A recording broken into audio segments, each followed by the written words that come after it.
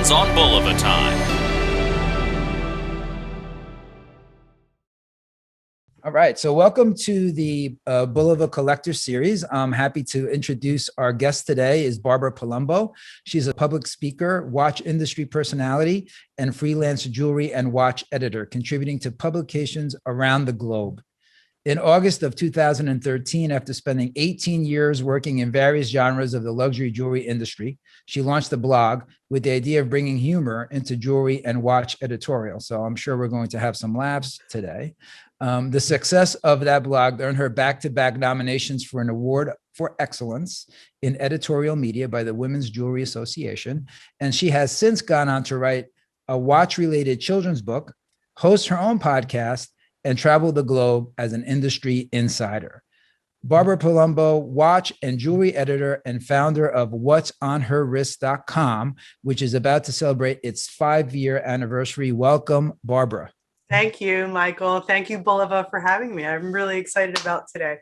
So today is Women's Day, and as we are covering not officially, but unofficially, the different chapters in our book, A History of First from a few years back already. I guess it's almost 5 years ago that we published that book with Asuline. We did have a chapter devoted to our history with women, and women have always been an important part of the Bulova story. So why don't we jump in and ask you, how did you become interested in watches? How did you catch that bug? Everyone has a story about how they caught the bug. Yeah, totally. I'm glad you asked me that question. As you mentioned in my bio, I'm a longtime veteran of the jewelry industry, and I live in Atlanta now, but I'm from Philadelphia originally. And I worked on Jewelers Row in Philly, Sansom Street. Michael, I'm sure you're familiar with Sansom Street. I am. Probably have some ADs there, probably have some retailers there that carry the Bulova brand. But I started 25 years ago this year. I'm about to celebrate my 25 years in the somewhat jewelry industry. And I started as a runner. And what a runner is, if you're in New York or you're in Philly or you're in LA and you're in one of these big jewelry districts, it's sort of like the gopher. Mm-hmm. You know, it's really that ground level person who goes in and they kind of learn the inside out of jewelry making. You know, at the time we weren't really using CAD CAM. And so it was like, you know, wax carvings, and you had a stone setter on the street and you had a polisher on the street. And so I used to have to run. And again, that's how I kept in shape. And it was also, you know, how I learned how jewelry was made. And a lot of the places I went and a lot of the stores I worked with and I was familiar with carried watches. So they were sort of always in the back of my mind, even when I was working on the manufacturing side of the jewelry world. And I left the one retailer I was working for and started to work for a manufacturer, and actually was a metalsmith's apprentice and learned casting, how to operate casting ovens. I learned hand engraving. I learned wax carvings. I learned how to make silicone molds and rubber molds. And so the manufacturing side of jewelry making was really appealing to me. And I've sort of carried that over now that I'm finally into the watch world.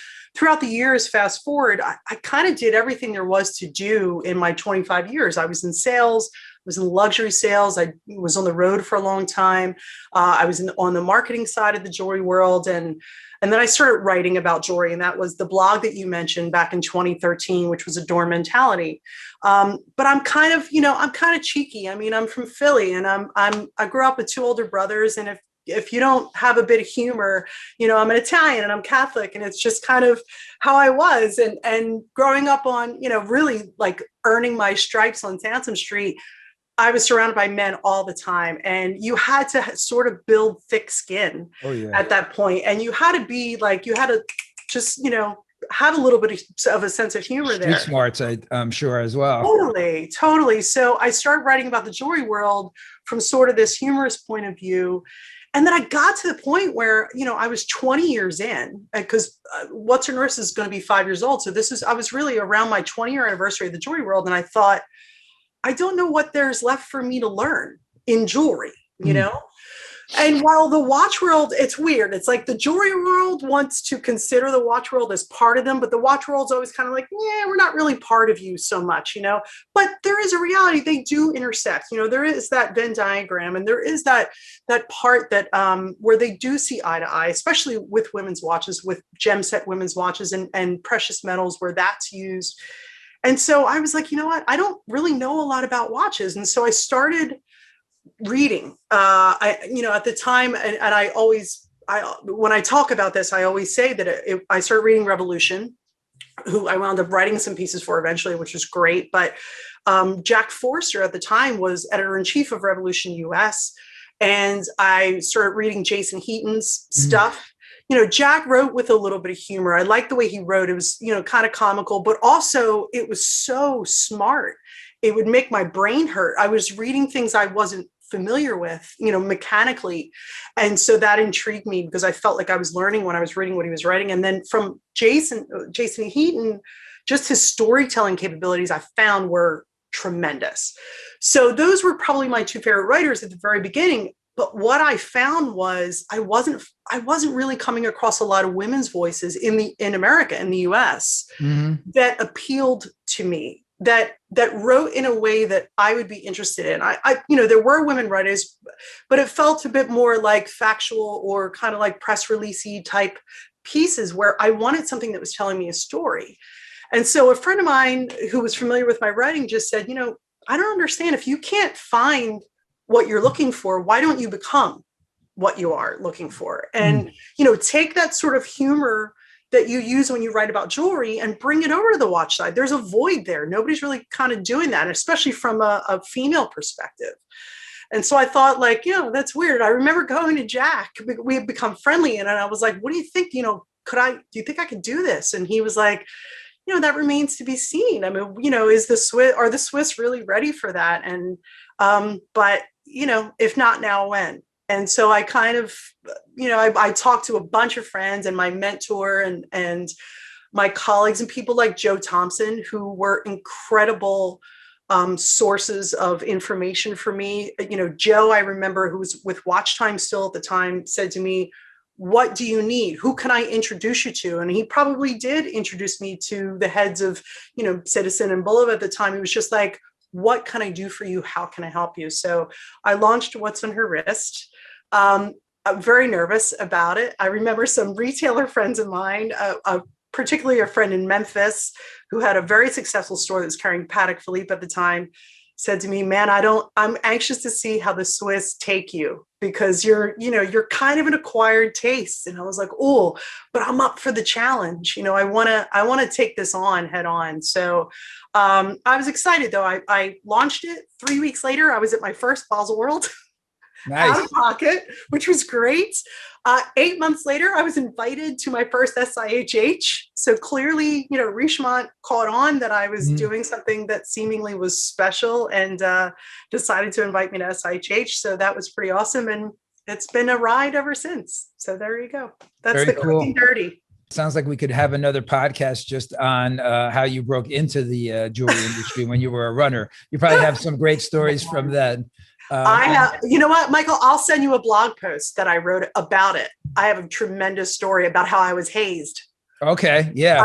I'll send you that. It's That's a cool. really funny story. Yeah, it's great. It's great. And Jack is a friend of our brands as well. Sure. I mean, Jack wrote the book that I was referencing earlier. He wrote a chapter in the book on Accutron, and then he later wrote the Accutron book along with Aaron Sigmund. So that's Jack's, recent, right? The Accutron book? Accutron book was, that was just released last year. That's so what I thought. Yeah. Great. But Jack's a great guy, but just friends of the brand, and so great that you were able to to work with Jack as well. So where are women in watches today, Barbara? Where do you see women today? Generally across the board. I mean, I think, speaking of from my own standpoint, okay, so I'll say, where are women media personalities in watches, right? Let's start there, because that's probably where I have the most experience. Sure.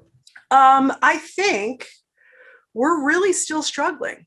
It was 1974 when Accutron released that ad, and I'm sure we'll talk about it later during this this video session, but equal pay, equal time, 1974, I was 1 year old when that came out. Being a nearly 48-year-old woman right now who is a Gen Xer, who's not a millennial, who, has somewhat of an Instagram presence on my watch side. What's on her wrist has just shy of 7,000 followers, whatever. And my Adore Mentality has like 15,000 followers, and that's fine. It's still small compared to a lot of these guys. But it is still very much a man's world. And I find that it's almost a weekly battle with me and someone, some guy, and I'm going to use the term, and guys hate it, but some guy mansplaining to me about the fact that he knows so much more than I do. And in reality, he probably does, but it's just sort of like how you say it. And I'm constantly up against, private messages from guys who are like, why are you so, if I get excited about something, if I get passionate about something and I'm showing that off, whether it's in an Instagram post or on my Instagram stories or in an article or in a blog post, immediately I'm called angry. Immediately I'm emotional, right? Because that's what women have to deal with. We can't, when it's a man, they're strong-willed and they're passionate about it. But when it's a woman, it's, why are you so angry? Why are you so emotional? And recently I got a message from a guy, again, a guy, I guess, who followed me, whom I do not know, who said, why are you so angry all the time? You need to look at more like happy memes and make yourself happier. And I, of course, replied and went, why do jerks message me all the time? Like, you really need to not message people so much. And it was just like, why is it that this is where I feel we are, that we're still struggling, that we can't, as women, and particularly in the watch world, say something, post about something that isn't cheery and happy and lovely and agreeable without immediately becoming the B word or immediately becoming angry.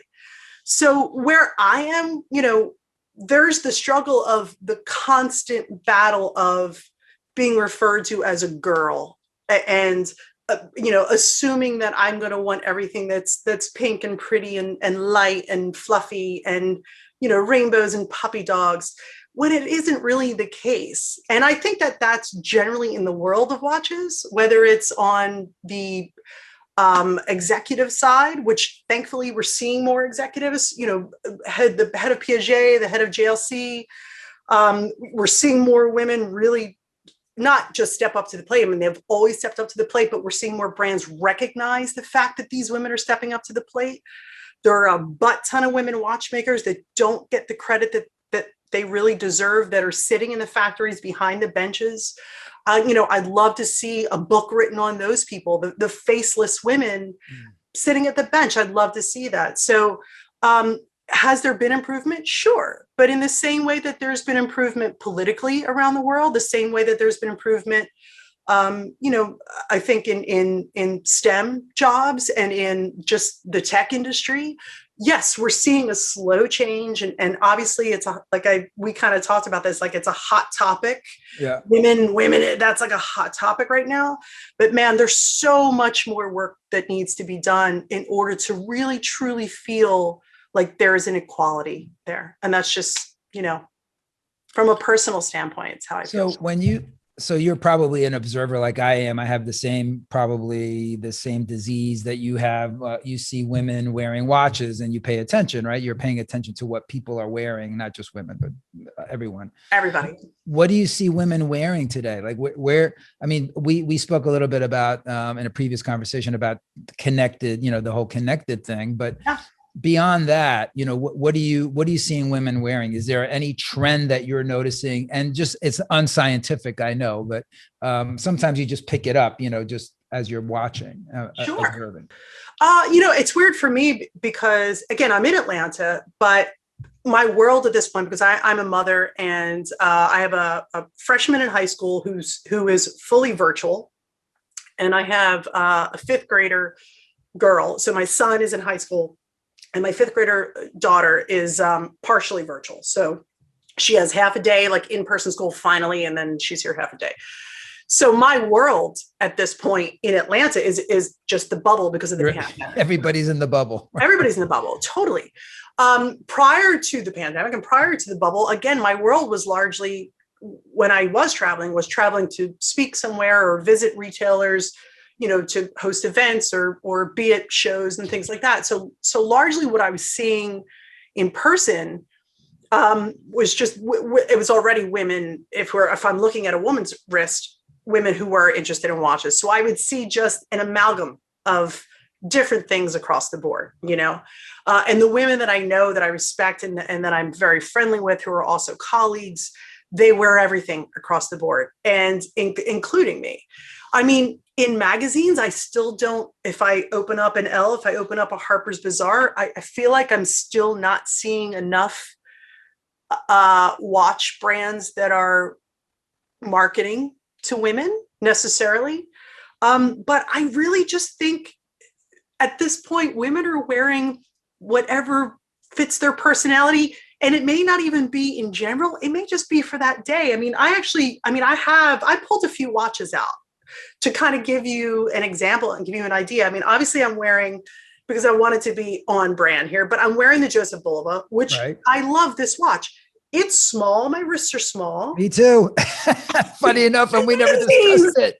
But actually, this is a great non-rehearsed example. I think I'm wearing the same watch you have on, except with a black strap.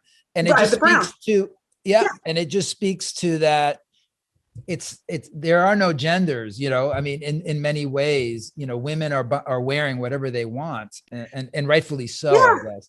Yeah, I mean, I'm in like plaid pants, but I still have on high heels right now, but I'm in like a button-down shirt and nice plaid dress pants that are brown and blue. And this is the salmon dial with the brown, strap, the leather strap. And it's perfect. There's no diamonds on it. It's not a mother of pearl dial. It completely suits my outfit. It's an accessory in a sense, but then it's also an auto, it's a really good watch. I love it. I think it's comfortable, but I don't also, I mean, there are days where, I'm wearing this 1940, you can't really probably see it because of the light, but it's a vintage Longines, which is very similar to what Bulova made, back in the 20s and 30s. I've got Art this Ludovic, tiny little vintage timepieces, but I love these.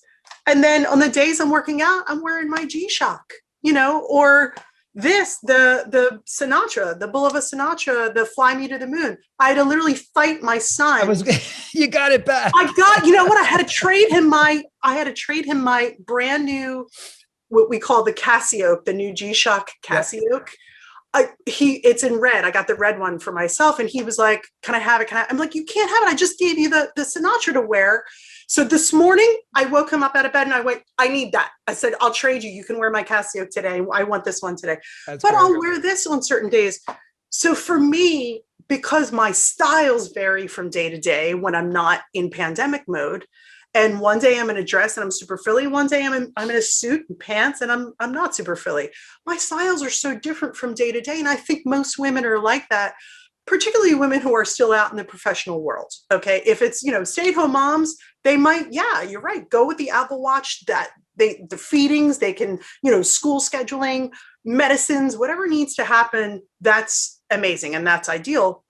But then getting dressed up, what are you wearing? And maybe that stay-at-home mom, when she goes out on the weekends with her girlfriends, might want to wear something that's a bit more feminine and has some diamonds on it, or she might want to wear something like the Joseph Bulova. So I think we can't really put ourselves in a box necessarily, in the same way you can't put every single woman in a box. We are just so diverse and just so not able to be molded into just, one idea. And I think when watch brands really recognize that, and they can offer the diamond pieces, but they can also offer the unisex pieces, like you said, like the gender neutral type pieces, I think they'll start to see a change in self-purchasing from women who are really, and especially if they get the marketing down, I think, just to close the loop on this topic, the conundrum, so I've been in the watch business 30 years myself. And when I started in the business, it was, certainly totally different as it pertains to women. I think it was much easier for watch brands. They made what you had described before, the ladies watch, and we made ladies watches, and that's how we sold them. And it was easy. And then I remember the trend coming from Italy, as a lot of fashion trends do, Sure. come in probably towards the late 80s. And we saw Italian women wearing men's watches. My And it God. was and then so that's how it all started. I can remember. And I think that really, to this day now, that was not a trend any longer. It's just how it is. Yeah. And that makes life more complicated for brands. So let's say, to segue to the next point, what brands do you think, Bulova notwithstanding, what brands do you think are doing a good job marketing to women? There are a couple of brands that come to mind. I think the first brand that comes to mind, and I've been really paying attention to them a lot more lately since George Kern joined the brand, and that would be Breitling. I feel that Breitling, to me, again, kind of when I was working on Sansom Street, the stores that carried Breitling at the time, Breitling was a very just like super, I don't want to say misogynistic, but just like super go guy brand, like grr, and the ads were like, really sexy, curvy women with, wearing flight suits, and they were just really sexy. And Breitling's parties at Basel World were always like insane. Oh yeah, over the top. Oh yeah, over the top, very sexy. But and at the time it was, I remember kind of thinking like, I guess because I was always a bit of a feminist, even coming from Philly, I was just like, yeah, I wasn't attracted to the brand. There was too much testosterone for me at the time with the brand. And they were making women's watches, at the time, but I couldn't even pay attention to it because I couldn't get past the ads. And then Kern came in, and I remember going to a press meeting and him saying, we're done with this. We're doing this. And the focus shifted, and it became very much about powerful women, and whether it was powerful women in sport, like in surfing, or they were emphasizing women pilots, which I found to be spectacular, which they still do. And then they started to join forces. Again, the brand ambassador thing, I'm kind of hot and cold on, but when I look at the brand ambassadors that has taken on board, Charlize Theron, I mean, come on, are you kidding me? I'm 5'10", she's 5'10", she's gorgeous and extraordinarily sexy, but this is a very strong-willed woman. I mean, yes, she's an Academy Award winner, but the character that she played when she won that Academy Award was such a, it was monster. It was, she was a murderer. It was just like this very strong-willed woman. And the characters that she's played over time, she was in Mad Max and Atomic Blonde. I mean, that character, she's just a total badass. So she is their brand ambassador. And recently they took on Misty Copeland, who, again, here's this first woman of color, prima ballerina, but it's just, she's muscular. When you think of ballerina, you think these tiny little kind of, very white and very oftentimes like Russian ballerinas. Misty Copeland like broke that barrier that she was a woman of color. So I love that Breitling has really paid attention to that. And actually, I mean, even just talking about it, like their Navi 35, which they came out with last year, again, no diamonds, no date, super simple. I love the watch. I wear it constantly, 35 millimeter timepiece on my wrist. I don't need a 42. I feel weird sometimes with a 42. Certain watches I have in that size. But that 35 millimeter just fits my wrist so greatly. I think the other brands that kind of stick out for me, well, it's weird because like Cartier they are so good with women's watches, but they don't even need to market women's watches. I mean, they do, but their women's watches are just so spectacular, but they always have been. But then you have brands like, if you want to talk about maybe a more affordable brand that is, when you think about like Bulova, you think about like that price point type brand, Oris. I think Oris does a great job, not necessarily marketing to women, but just marketing to everybody without making women feel left out. So I think they've done a really good job with the gender neutrality of their marketing standpoint. Anytime they do press events, it's always equal men and women. I think their watches are made in sizes that clearly are comfortable for men and women. Yeah, I think they've really, really hit that gender neutral look for watches. And again, I mean, in a price point, I feel like and especially in the US, I've seen more and more, just everyday retailers, jewelry retailers take Oris on board, and it's a pleasure to see, I think. Yeah, I like what they've been doing lately in the last, many years now. I guess it's been really almost the last 5, 6 years. They've really done a very nice job. Yeah. So you had referenced earlier, and we had chatted about it in a previous conversation about equal rights, equal pay. So Bulova in the 70s, the National Organization of Women was born, and it was key for many social battles, amongst which was that equal rights for equal pay, which was part of the Equal Rights Amendment. Bulova was on the forefront, you could say, with running advertising, really talking about it and having a men's wrist and a woman's wrist interlocked, with watches, talking about it. Where do you think we are, from the 1970s to now? I mean, understanding that you weren't even born, or just 1 year old, maybe, I was one, yeah. when that ad broke. So you have a good perspective from zero to today. Yeah. How do you feel about that? It's funny. I remember seeing that ad. I was in Basel World. I don't know if it was my first or second Basel World. I think it might have been my second Basel World. So maybe 2017.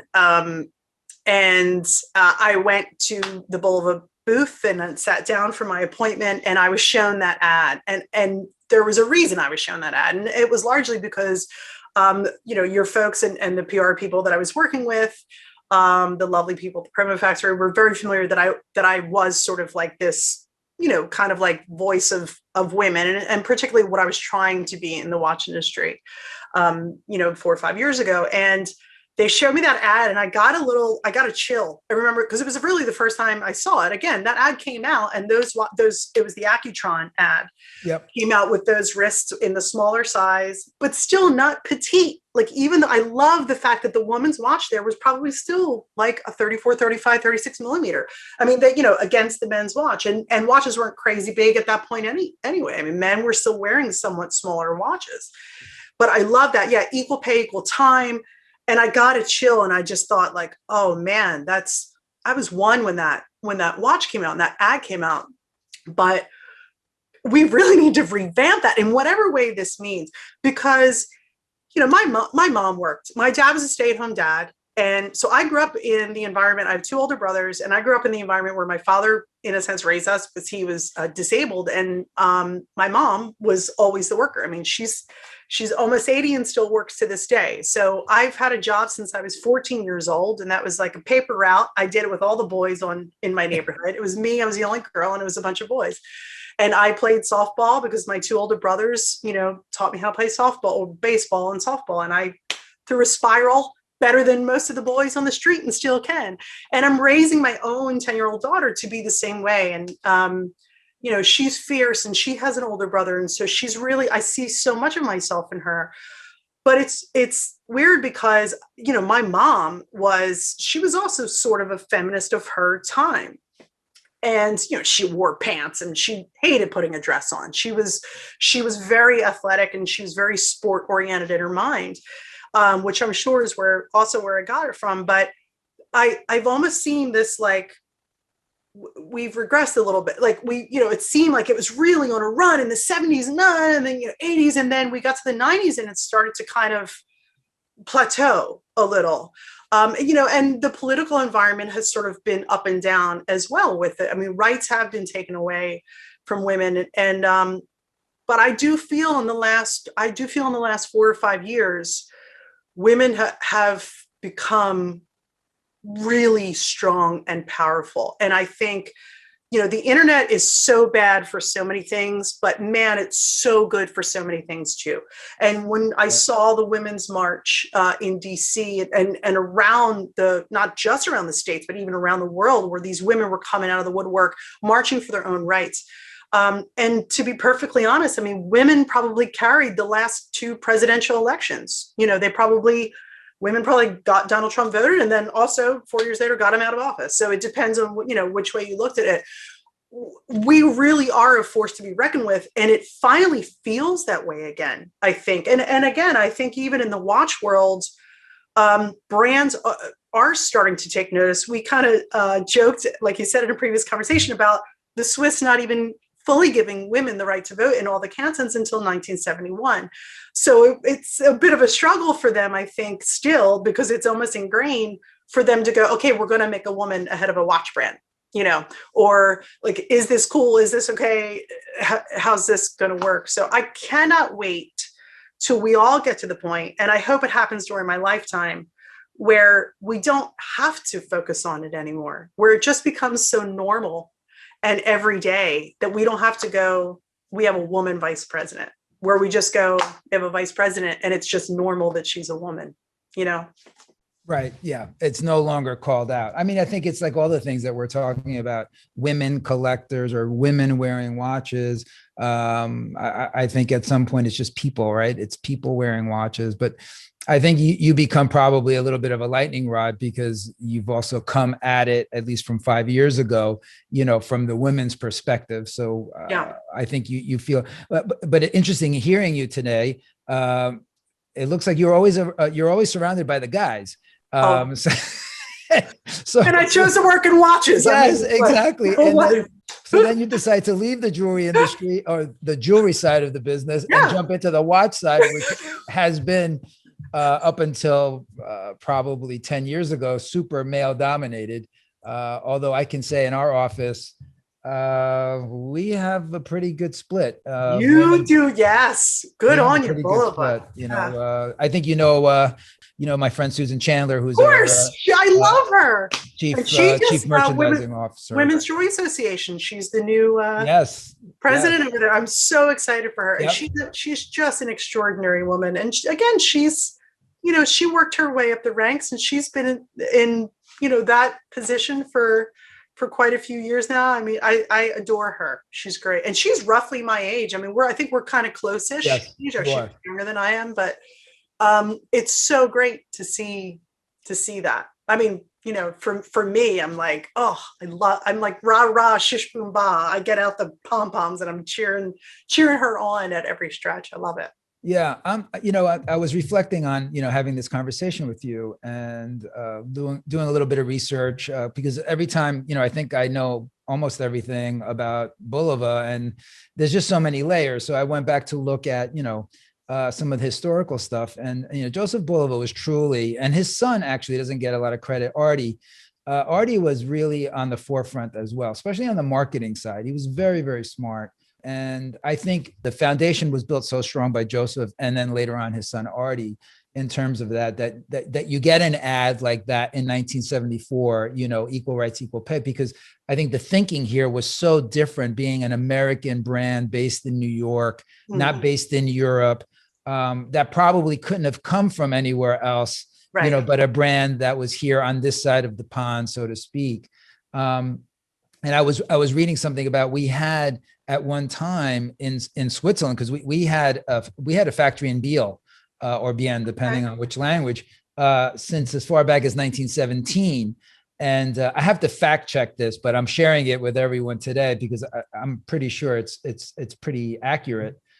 We had the most women working in a watchmaking facility of anywhere in the world, and that would have been the watch facility in Biel Bien, which that even makes it more amazing, understanding what you just said, and that women really didn't have a fully right to vote until the early 70s. So kudos to the Bulova family, certainly Joseph and Artie, and then really the rest of the managers that followed, afterwards, for respecting women as equals, I think, in many ways. Yeah. And I like the fact that, again, you're even just having this conversation and, having it go up on something like YouTube.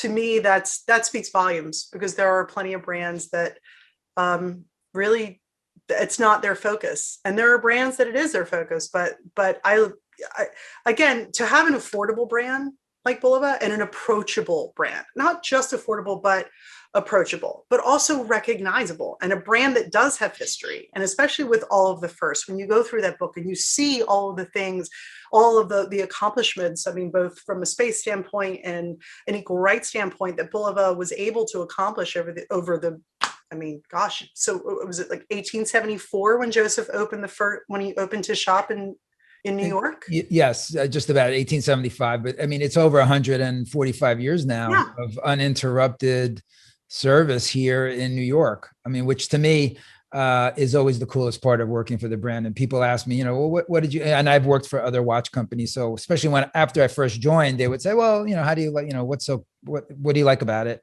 Yeah. And I said, I think the most impressive part is how many brands, forget about watches, how many brands are around for 145 years uninterrupted. I mean, it's just hard to survive that long, in a continuous fashion. So again, I think it's a testament to everyone that's worked here. And over decades, I think everyone was very committed, it seems from what I see and read and feel, to leave the place at least a little bit better than the previous, team had left it, and I think that's how they've been able to survive. And they've been, you need a little bit of luck in that, as well. Sure.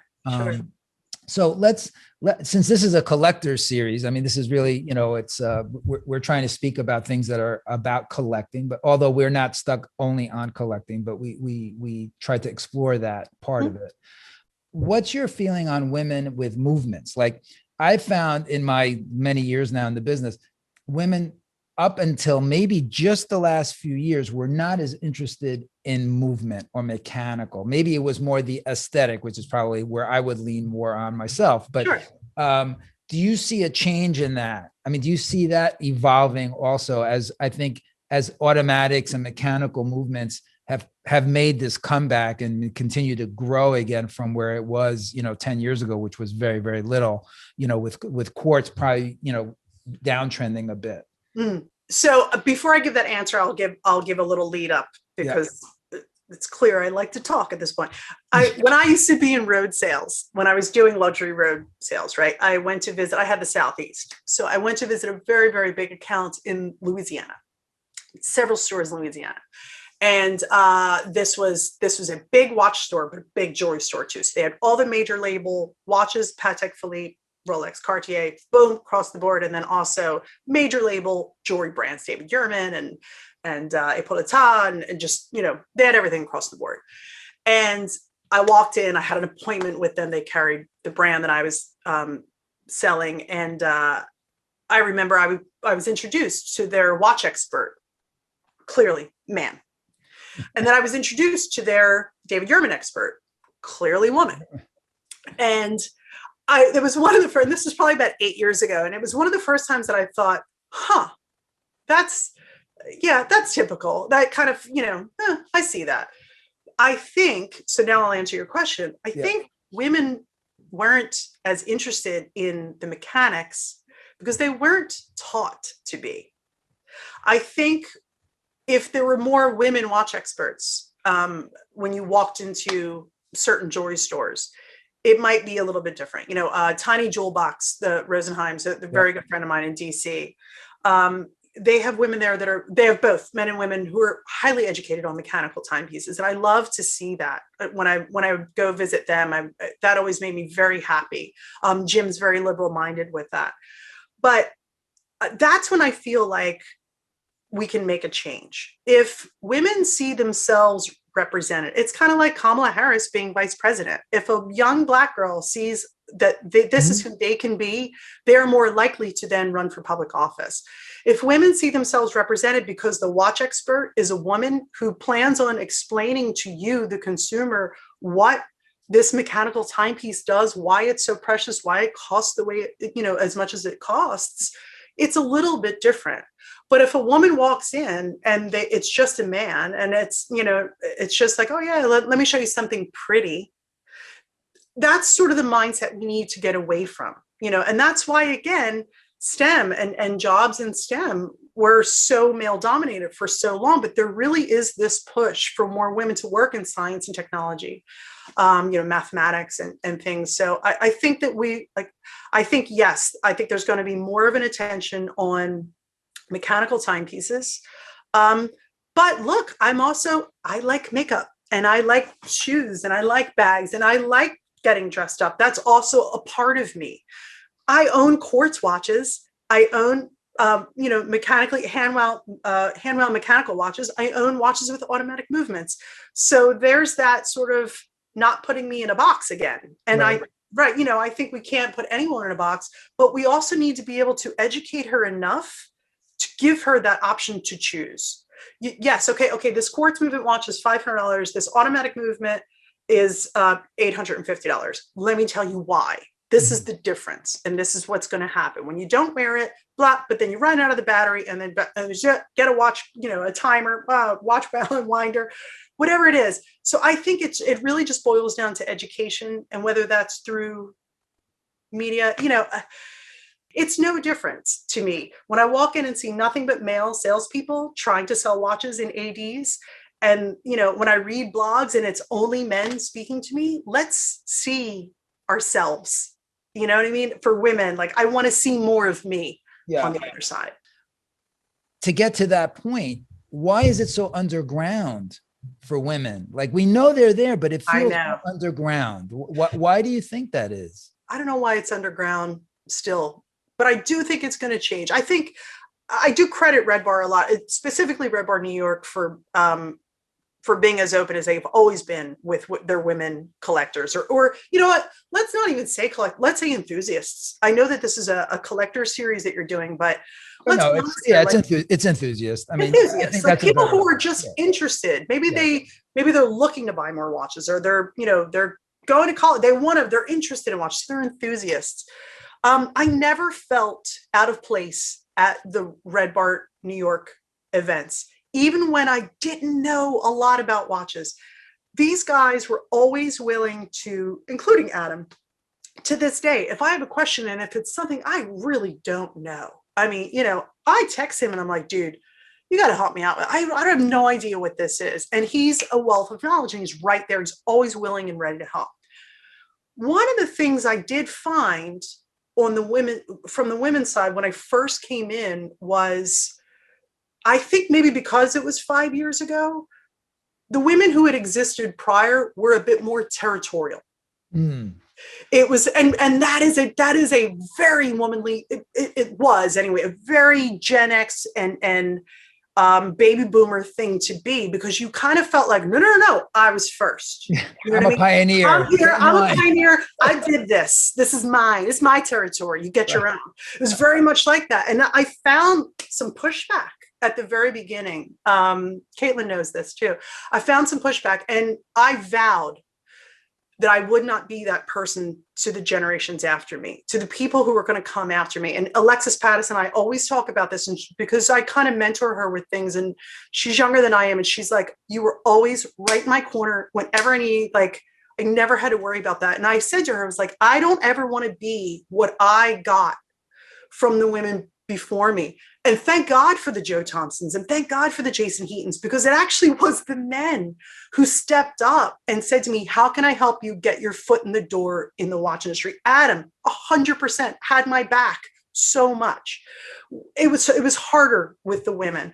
So, maybe that's it too. Maybe there are women who are collectors that just have felt like the other women, like maybe there's a, kind of there, because women can sometimes be that way. And I don't want to generalize my own gender at this point, but I have seen it. I mean, I've seen it firsthand, and I've experienced it firsthand. The difference is millennials and Gen Z they're like total opposite. They're not like that. They're very, how can I help you? Go women. Like it feels very different with these next generations coming after my generation.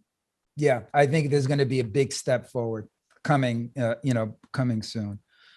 So Barbara, I've had a really good time talking to you. I can't believe it's already almost an hour that we've been talking, but it's been great and very illuminating insight. And I loved your stories. I really thank you for your time. I really Thanks, Michael. It's been a blast to get to know you on this call. Thank you very much. I appreciate it. Thanks for the opportunity.